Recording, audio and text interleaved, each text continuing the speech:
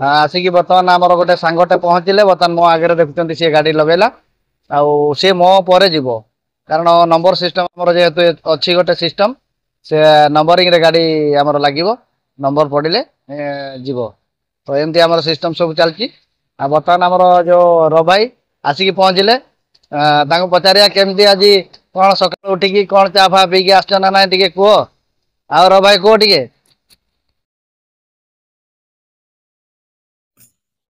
Hello hi नमस्कार आज भी नुआ वीडियो आप भाई दुकान रे टिके चा पी कि बर्तमान जाऊँगी ड्यूटी आ भाई चा टा बहुत टेस्टी चा भाई टिके फेस टिके देखा देना भाई होचंदी बहुत सुंदर चा करती चा बहुत ही टेस्टी सकाळ पी कि ड्यूटी बाहर जाऊँगी आशा कर वीडियो आपको भल लगे वीडियो को प्रथम शेष जाए देखो तो आसत डेरी नक आगू कौन कौन सब करवा आज ताकू देखा दर्शक बंधु बर्तमान आपण देखुं फाइनाली मुझे बर्तमान पलि आमर जो ऑटो स्टैंड अच्छी से ऑटो स्टैंड पाक पलि आईटा हूँ मो ऑटो ऑटो ड्राइविंग करे आपण जानती कि ना मुझे कौन दिन भी देखे नी कि मु ऑटो ड्राइविंग करे किंतु ड्राइविंग करे बोली मुझे आपण निश्चित भाव में कौन गोटे ब्लॉग रे निहाती आपण कही तो आपण हूँ तो लक्ष्य नथिबो यही ऑटोटी हूँ मोर मो ऑटो निजर अच्छी से ऑटो को मुझे ड्राइव करे मो परिवार को प्रतिपोषण यही ऑटो ड्राइविंग करके ही चल थाए ड्राइविंग करे बोली मुझे आपन को आगुरी कही ब्लॉग वीडियो माध्यम में कोटी ना कोटी कही तो ड्राइविंग करके मो परिवार को प्रतिपोषण करें मोर हूँ सकाळ है माने मु आसिकी ऑटो स्टैंड आसिकी पहुँच जाए लाइन रे मु आसिकी गाड़ी लगे दिए आमर गोटे सिस्टम अच्छी ऑटो स्टैंड रे कि नंबरिंग हिसाब से आम ऑटो चल था तो सही नंबर रे मु आसिकी बर्तमान पहुँच जाइए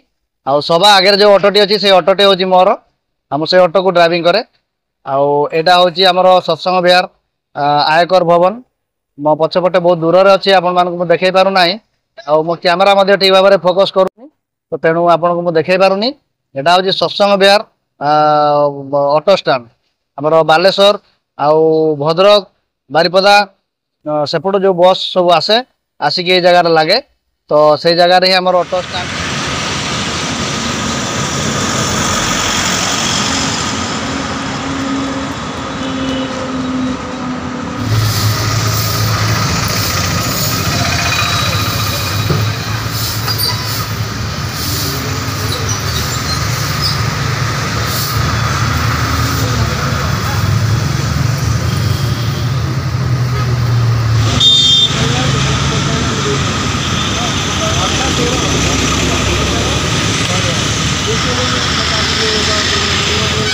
पड़ेगा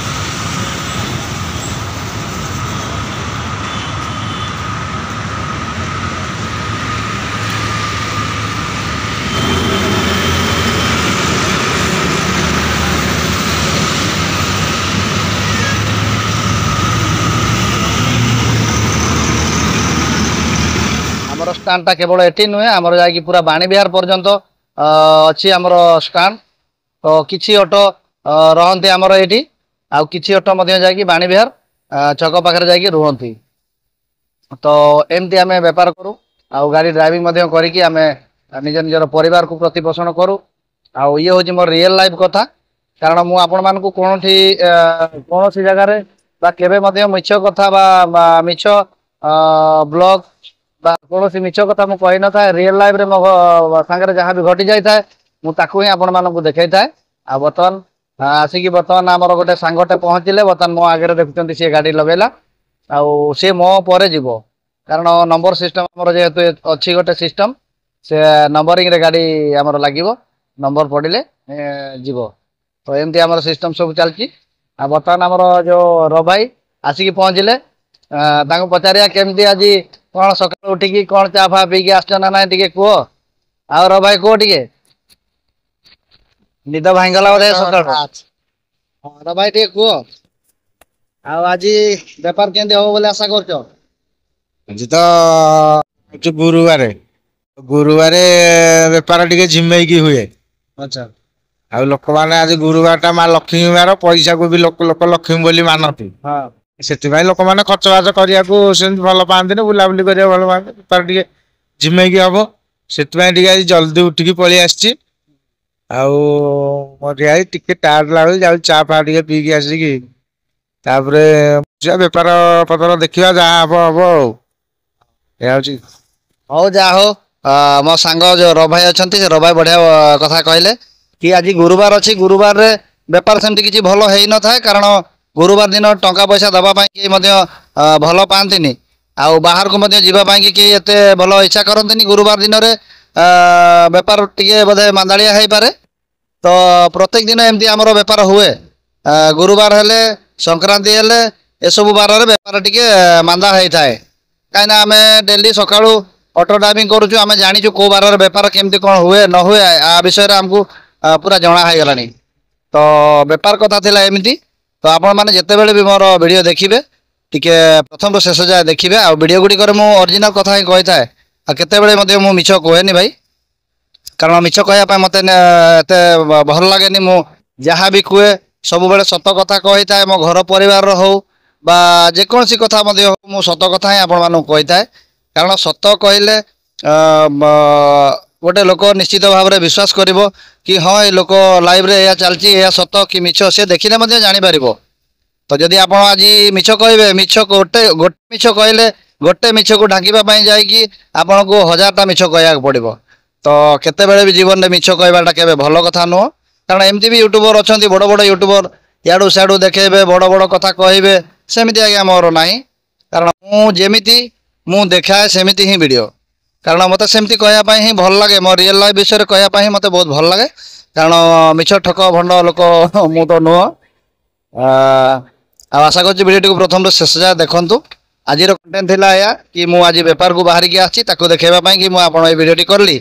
ଆଉ ଭିଡ଼ିଓଟି ଯଦି ଭଲ ଲାଗୁଛି ତାହେଲେ ଭିଡ଼ିଓଟିକୁ ଲାଇକ୍ କରନ୍ତୁ। ଚ୍ୟାନେଲରେ ଯଦି ନୂଆ ଅଛନ୍ତି ଚ୍ୟାନେଲକୁ ସବସ୍କ୍ରାଇବ୍ କରନ୍ତୁ। ଆଉ ଅଲ୍ ନୋଟିଫିକେସନ୍ ଘଣ୍ଟି ଉପରେ ଅନ୍ କରିକି ମଧ୍ୟ ରଖନ୍ତୁ। ତ ଆଜିକା ଭିଡ଼ିଓରେ ବହୁତ କଥା କହିଦେଲି ମୋ ଲାଇଭ୍ ବିଷୟରେ, ଆପଣ ମଧ୍ୟ ଜାଣିପାରୁଛନ୍ତି। ତ ଆଶା କରୁଛି ଆଜିର ଭିଡ଼ିଓଟି ବହୁତ ଲମ୍ବା ହେଇଗଲାଣି। ତ ପୁଣି ଦେଖା ହେବା ଗୋଟେ ନେକ୍ସଟ ଭିଡ଼ିଓରେ। ସେତେବେଳେ ପର୍ଯ୍ୟନ୍ତ ବିଦାୟ ନେଉଛି। ଜୟ ଜଗନ୍ନାଥ, ନମସ୍କାର।